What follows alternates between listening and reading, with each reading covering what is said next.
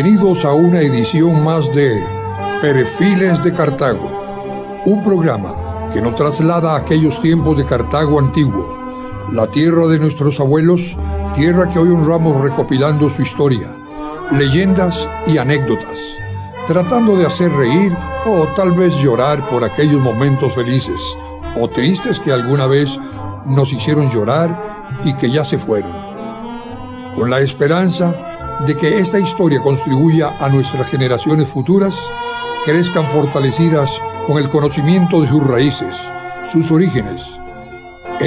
Como todos los jueves, Perfiles de Cartago. A partir de las 6 de la tarde, les esperamos.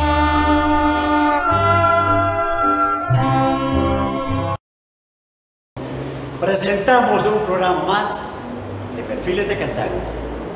No sin antes agradecerles a todos ustedes la sintonía que jueves a jueves nos honran desde sus casas.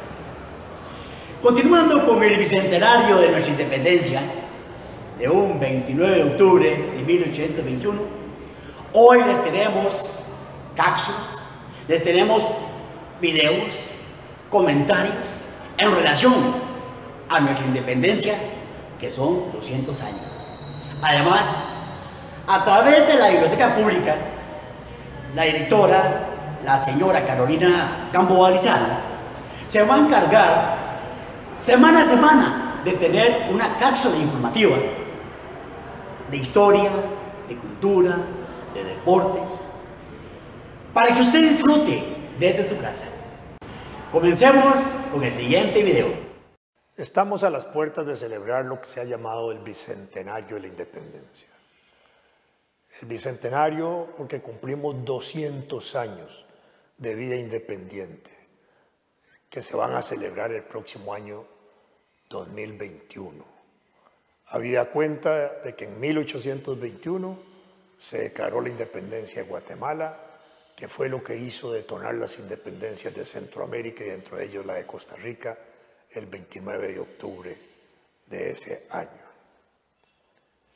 Ciertamente la declaratoria de independencia, tanto de Guatemala como la de Costa Rica, como las de Centroamérica también, se consideran los puntos de arranque del proceso de independencia de cada uno de nuestros países. Estas fechas, como es natural que sea, pueden ser discutibles por historiadores, investigadores, analistas, porque el hecho de habernos declarado independientes en 1821 no significa de facto, de hecho, que no sucedieran u ocurrieran procesos por los cuales de una u otra manera no hubiera estado la necesidad de estar afirmando el proceso de la independencia. Uno de esos procesos podríamos considerarlo el 11 de noviembre de 1821, cuando ya declarada la independencia aquí en Cartago, se constituyó la Junta de Delegados, que se podría considerar la primera Junta de Gobierno de Costa Rica de manera independiente. Esa podría ser otra fecha importante para celebrar la independencia como un punto de afirmación de la independencia, cuando ya hemos creado el primer gobierno provisional que duró pocos días, ¿cierto? Porque después se crean las juntas superiores gubernativas, 3 juntas que van construyendo el camino de la afirmación, de la estructuración, de la construcción del Estado de Costa Rica, que se va a formar a finales de 1823, ya como Estado de Costa Rica, y que al mismo tiempo nos volvemos a incorporar a la Federación Centroamericana ya constituida, pero en ese lapso entendemos también que ese acto de integrarnos a la República Federal era un acto de soberanía independiente, donde se afirmaba obviamente la independencia de Costa Rica para volvernos a integrar a Centroamérica. Y allí mismo en las Provincias Unidas de Centroamérica y en la República se vuelve a firmar entonces la fecha del 15 de septiembre de 1821. La guerra de Ochomogo de 1823, donde hubo un enfrentamiento entre costarricenses, entre cartagos y heredianos y alajuelenses y josefinos, en que se disputaba la tesis de si nos anexábamos a México o nos quedábamos de modo independiente. Cartagos y heredianos creían que era importante anexarse al imperio mexicano, que era un imperio republicano. Josefinos y alajuelenses creían que debía mantenerse la independencia autónoma sin anexarse al imperio mexicano. Triunfó la tesis de la independencia. Seguimos independientes breves meses o pocos meses hasta que nos volvimos a integrar en las Provincias Unidas de Centroamérica y en la República Federal de Centroamérica.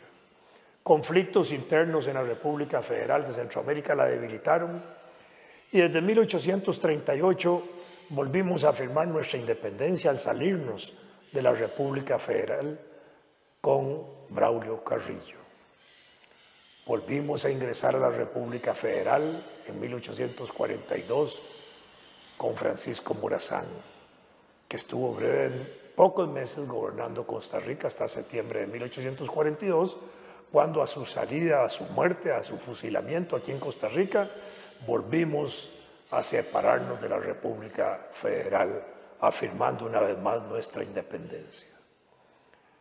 1848, volvemos a afirmar la independencia de una manera más contundente todavía, porque es cuando declaramos la República de Costa Rica, resultado de ese proceso de afirmación de la independencia nuestra que venía dándose ya con Carrillo en esa última década para tomar decisiones propias.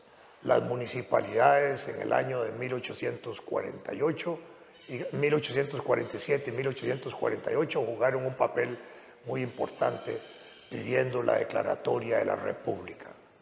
Finalmente, el Congreso de la República tomó la decisión de declarar la ruptura total con la Federación y declarar la República de Costa Rica, acto que lo firma el doctor José María Castro Madrid el 31 de agosto de 1848.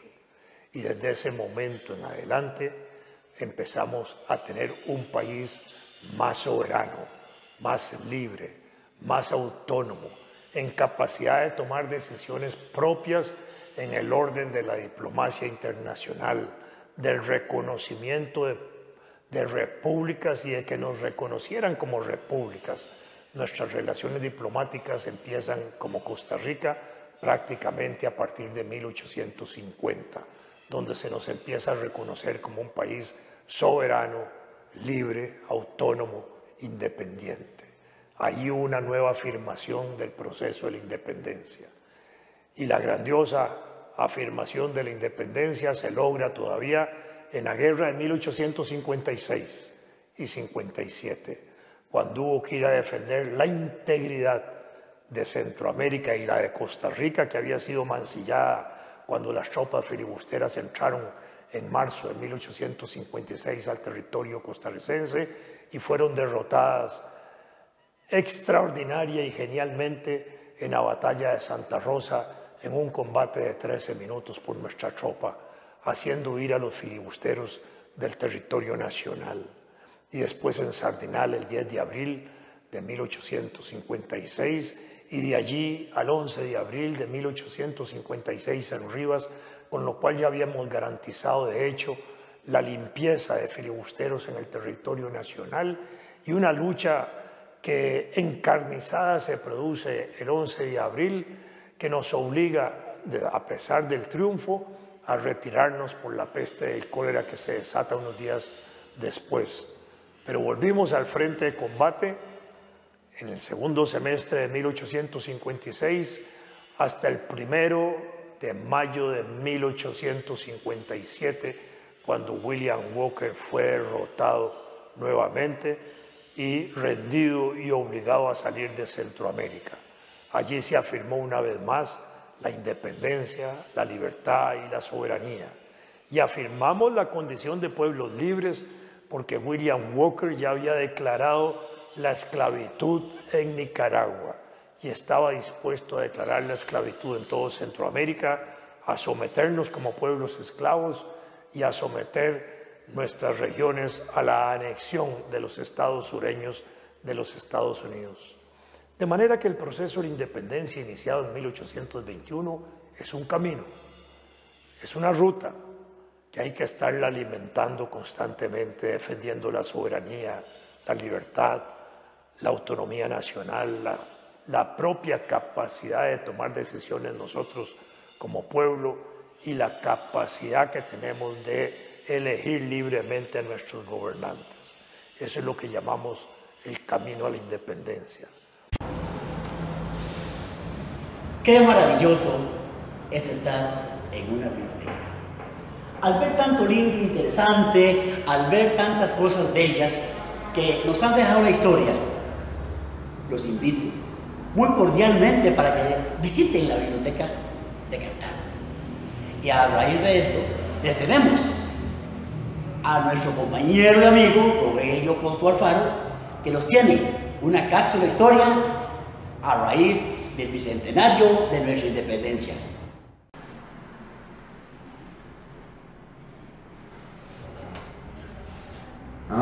Buenas, ¿cómo están? Bueno, aquí cada vez más cercano a la celebración del bicentenario, y eso implica un saludo para todos, un saludo del bicentenario para todos los cartagineses, para todos los costarricenses, que estamos a la expectativa de esto que vamos a hacer nosotros aquí en Cartago y en Costa Rica, acerca de una fecha que es muy importante para nuestro desarrollo como país. Es muy importante saber de que hay una serie de mitos alrededor de todo lo que es el bicentenario. Por ejemplo, y tal vez uno de los más interesantes, ¿verdad?, es que nos hemos acostumbrado en Costa Rica a decir 15 de septiembre de 1821 es la independencia. Y aquí hay dos aspectos. Uno es la fecha, ¿verdad?, que también tenemos y que está totalmente documentada y trabajada por historiadores, como es la del 29 de octubre, con todo lo que pasó, que luego vamos a explicar más en detalle esto, y puede ser ahora mismo, dentro de un ratito, o en otros segmentos que haremos,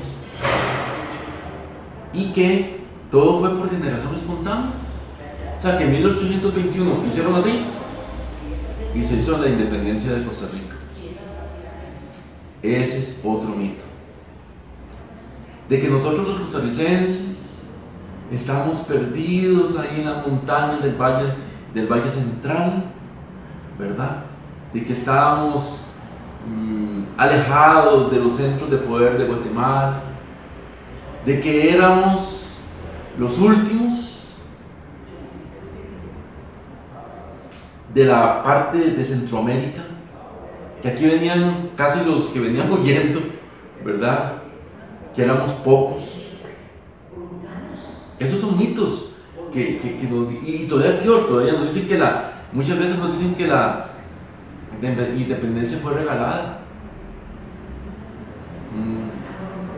Eso es lo que nosotros tenemos que revisar en estos meses, revisar, profundizar, comenzar a aprender detalles y ser orgullosos de toda la historia que nosotros tenemos acá, ir despejando todos esos mitos que en cierta forma nublan la vista de los costarricenses, tanto para tener un pasado glorioso como un presente, y que nos ciertamente da la impresión de que como aparentemente vino así, como algo enviado del cielo, no vemos hacia el futuro, pero debemos de comenzar a cambiar, y esa es la labor que ahora nosotros tenemos.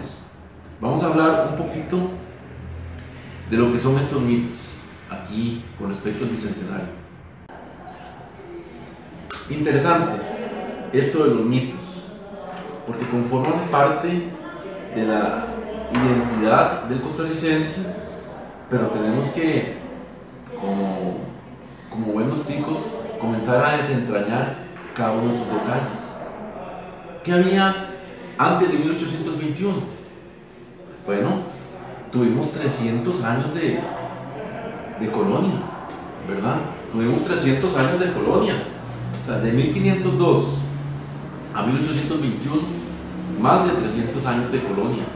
Y ahí, en esa parte, se fue gestando el pensamiento de la independencia.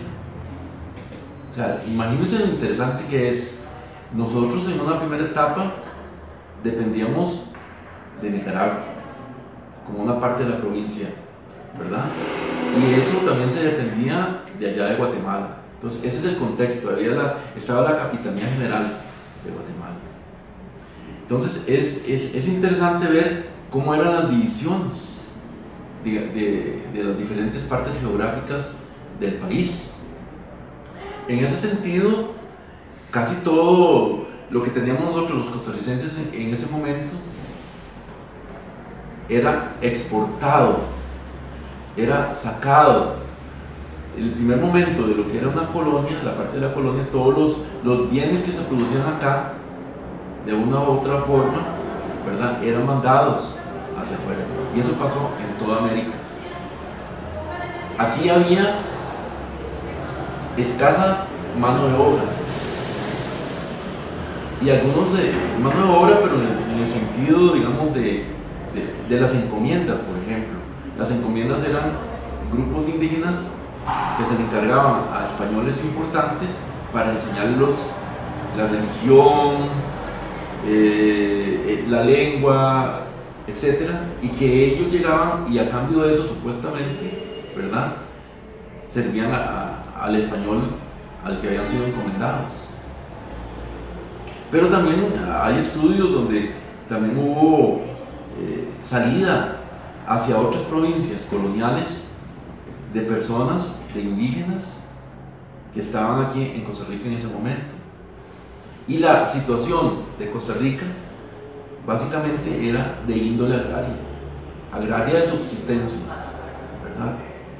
No habían las grandes construcciones monumentales que podemos ver nosotros en México, en Guatemala, en Antigua, sino que la situación era un poco diferente. Sin embargo, se mantenía todo, había una plaza mayor, un municipio, un mercado, todas esas partes de ahí. Sin embargo, vean qué interesante, el primer rito de independencia fue dado por un costarricense, por un Cartago, y fue en el año de 1808 por el estudiante de medicina Pablo Alvarado. Fue dado en Guatemala. ¿Y qué pasó ahí? ¿Qué pasó en Guatemala?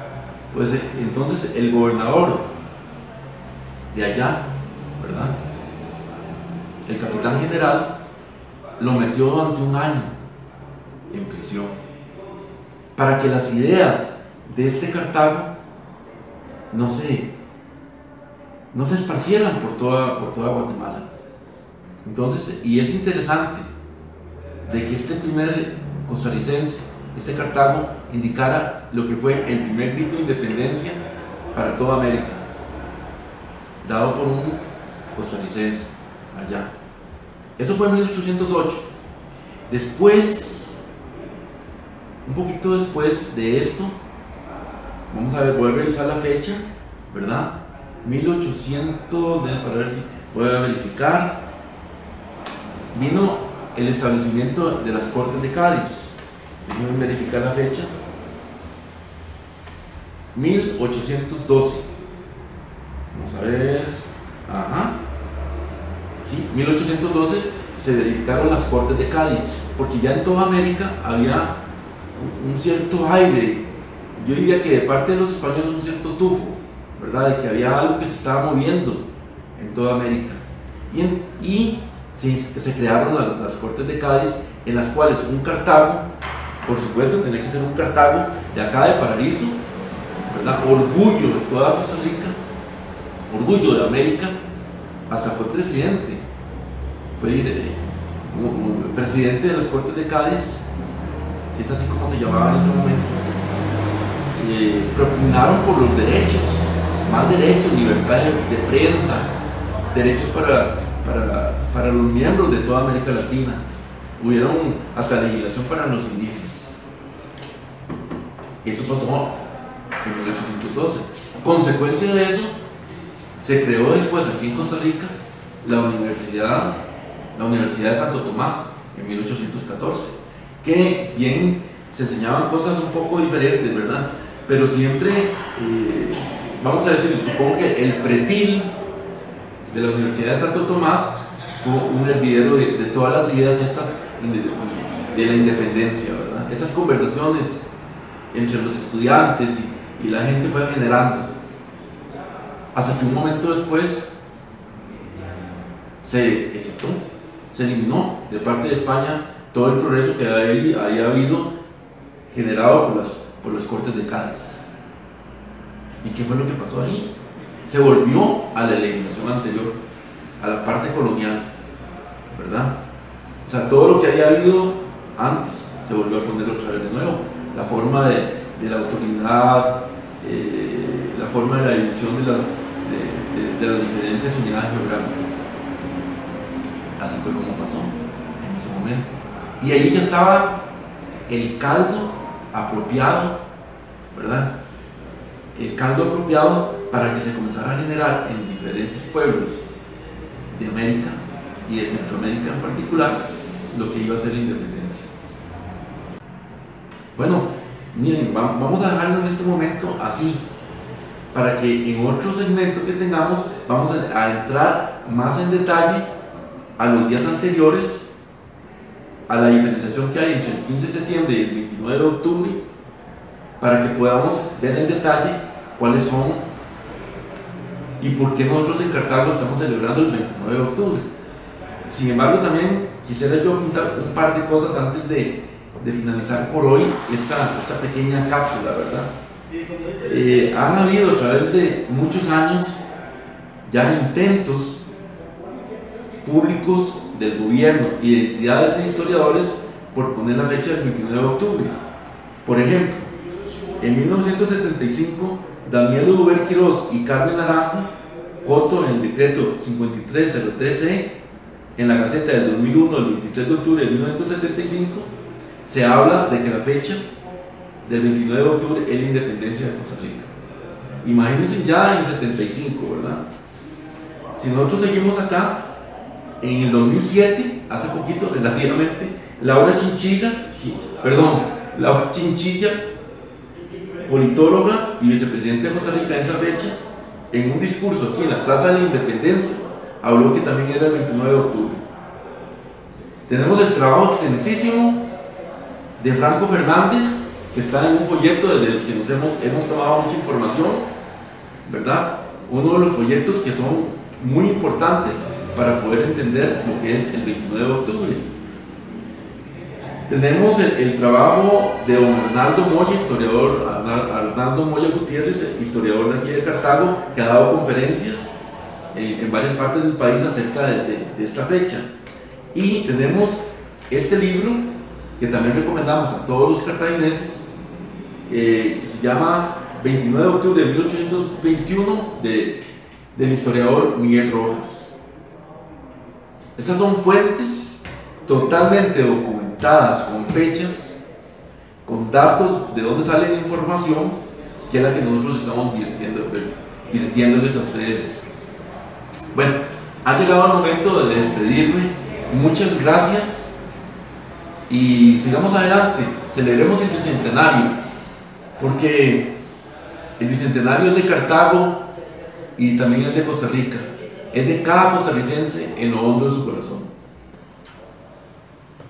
Bueno, una jornada más. Soy Rogelio Coto, de acá de Perfiles de Cartago, y los esperamos la próxima semana para otro programa Entendiendo Nuestra Historia Patria. Muchas gracias.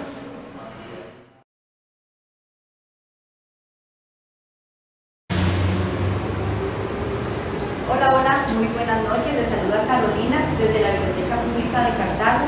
Agradecemos que estén viéndonos a través de las redes sociales Para mí es un gusto informarles que a partir de hoy la Biblioteca Pública de Cartago va a presentarles cápsulas informativas históricas sobre diferentes personajes, historia de la provincia de Cartago en torno a la presentación del bicentenario de los 200 años de una Costa Rica libre e independiente. La Biblioteca Pública de Cartago lleva el nombre de un cartaginés muy ilustre, don Mario Sancho Jiménez. ¿Quién fue don Mario Sancho Jiménez? Acá en la biblioteca tenemos un espacio destinado a él, por si usted quiere venir a conocer un poco más de su historia, lo puede hacer. Don Mario Sancho Jiménez nació en Cartago en 1889, estudió en nuestro emblemático Colegio de San Luis Gonzaga y también tiene estudios de Derecho en el Colegio Costa Rica. Estuvo exiliado en Nicaragua, en donde fue político y secretario del Consejo de Guerra Revolucionario dirigido por don Alfredo Bolio Jiménez y Julio Acosta, con el fin de derrocar el gobierno de los hermanos Tinoco. También fue escritor y defensor de los derechos y libertades humanas, tanto así que se enfrentó a los fascistas y franquistas en Costa Rica, por lo que renunció a ser miembro de la Academia Costarricense de la Lengua cuando la Real Academia Española cayó en manos de Franco. También vivió tiempo en Europa, viajó lo suficiente para formarse una magnífica cultura y tener una visión objetiva de lo que quería que su Costa Rica fuera. Colaboró en diferentes medios de comunicación nacional, así como en la revista El Repertorio Español, conducida por don Joaquín García Monge. Fue cónsul en Boston durante 10 años y encargado de negocios y cónsul general de Costa Rica en México. Realizó estudios en la Universidad de Harvard, lo cual lo recomendó para impartir lecciones de italiano y también de español en la Universidad de Brown en el estado de Rhode Island. Cuando regresó a Costa Rica, fungió como profesor de nuestro emblemático centro de estudio, el Colegio de San Luis Gonzaga.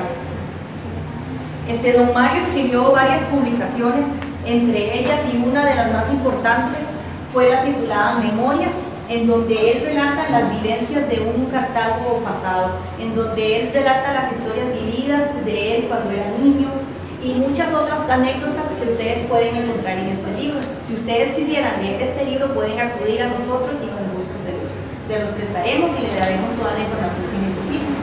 Acá tenemos otros títulos de don Mario: Viajes y lecturas, El doctor Ferraz, Las cosas centroamericanas y El pueblo español. Definitivamente don Mario fue un gran personaje cartaginés y nos honra que la biblioteca tenga su nombre en nuestra institución. Para más información, síganos los jueves desde las redes sociales y con gusto les daremos mucha más historia en torno al Bicentenario. Y recuerden que en la Biblioteca Pública de Cartago estamos para servirles en horario de lunes a viernes de 8 de la mañana a 4 de la tarde. Pueden contactarse al 2252-3126 o bien al correo bpcartago@sinavi.go.cl. Fue un gusto que nos acompañaran. Que pasen buenas noches. Hasta luego.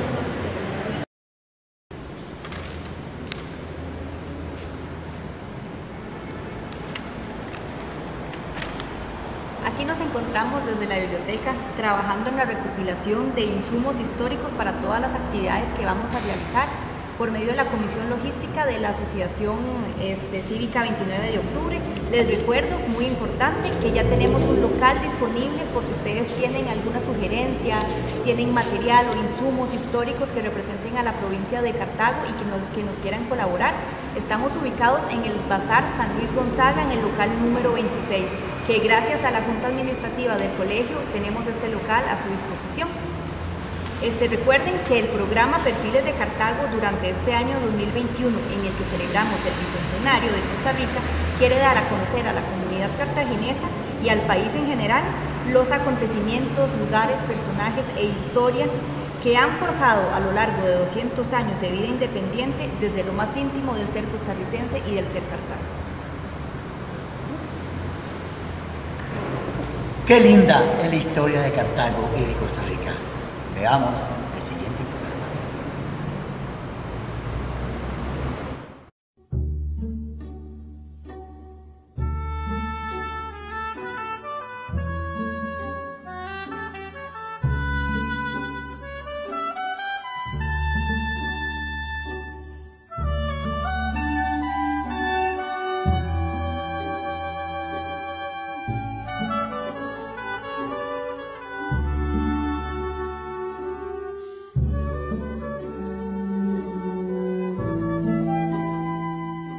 qué les parece si hacemos un paseo por digamos, un medio de transporte muy especial, muy poco tradicional ya, el tren? ¿Por qué les digo esto? Bueno, porque aunque está regresando, en esta nota veremos una estación ferroviaria ubicada en Paraíso de Cartago, cuya conclusión nunca se pudo dar. Fueron distintas las razones, muchos italianos trabajaron en la construcción de este sitio, sin embargo, el terreno rocoso, un poquito complicado, impidieron que esto sucediera. Sin embargo, hoy vamos a volver a ese sitio. Lo haremos de la mano de William Bonilla, el historiador Franco Fernández y también un lugareño, para que no nos perdamos ni un solo detalle. La ruta del tren al Atlántico representó progreso para nuestro país. Es considerada una de las obras arquitectónicas más importantes de finales del siglo XIX. Sin embargo, muchos costarricenses desconocen la ruta olvidada, la inconclusa, símbolo del trabajo de los italianos llegados a partir de mayo de 1888. Esta vez, en compañía del historiador Franco Fernández y el empresario Marco Solano, decidimos investigar alguna posible evidencia de esta ruta. Nuestro recorrido inicia en el viejo camino de mulas a Matina, ubicado en el Cerro Picacho. La caminata permite disfrutar de la belleza del Valle de Orosi. Poco a poco dejamos la zona urbana hasta llegar a un viejo camino pensado a finales de 1800 para el tren.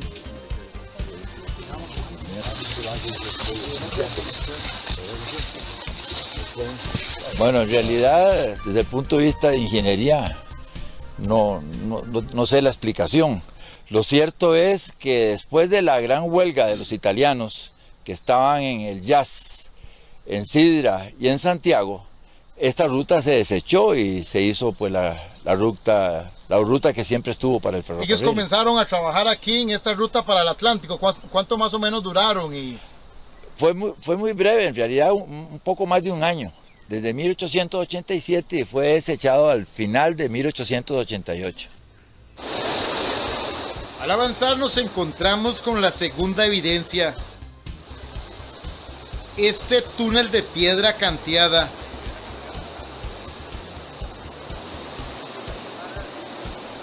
En realidad se trata de uno de los puentes hechos por los italianos sobre el río Pucares.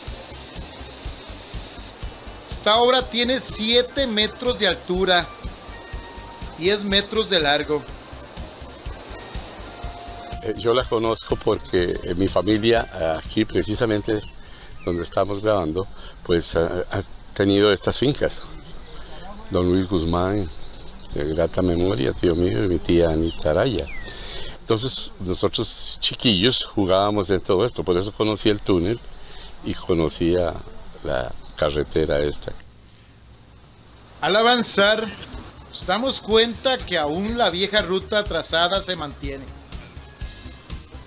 El trazo del viejo camino al Atlántico del tren se extendía desde el Jazz hasta Desamparados. Los italianos acondicionaron al menos 6 kilómetros. Esta pared de piedra es otra de las evidencias. La ruta era totalmente diferente porque iba a entrar por el sur de Cartago, supuestamente para seguir por el Valle de Coris. Y fue desechado y se hizo por Paraíso entrando por el radio. Es que esta era la ruta lógica del ferrocarril, porque el ferrocarril utilizó la margen izquierda del Reventazón. Por eso es que viene prácticamente desde la Junta, cerca de Siquirre, cogiendo por la margen izquierda. Pero aquí llegó un momento que desde el punto de vista de ingeniería ellos consideraron que no se debía continuar.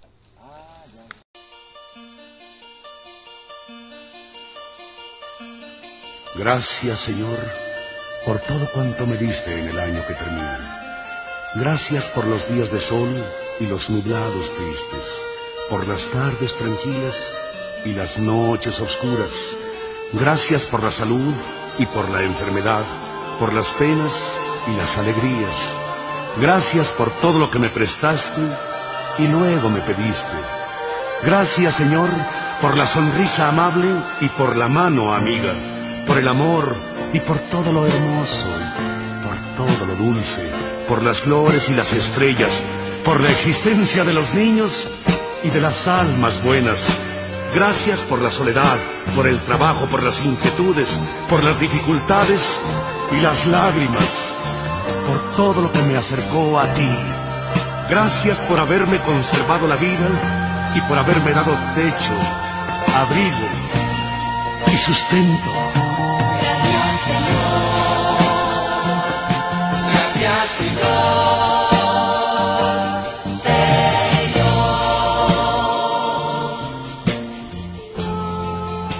¿Qué me traerá el año que empieza?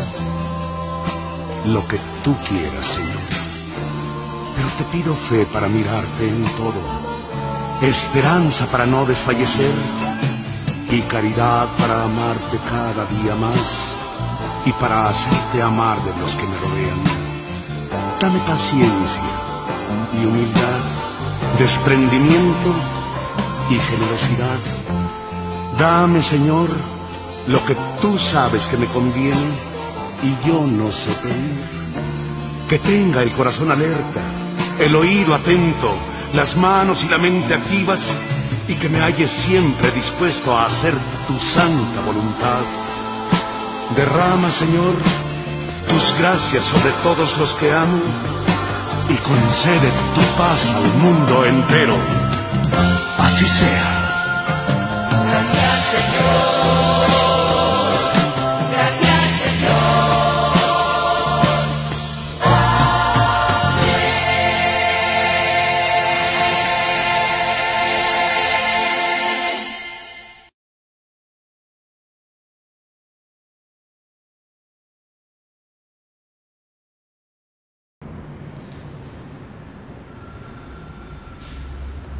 Todo lo bonito tiene que terminar.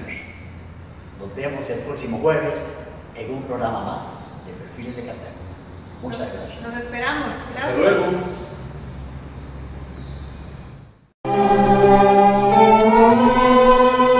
Por su atención a este programa Perfiles de Cartago, muchas gracias. Los esperamos el próximo jueves a las 6 de la tarde. Buenas noches.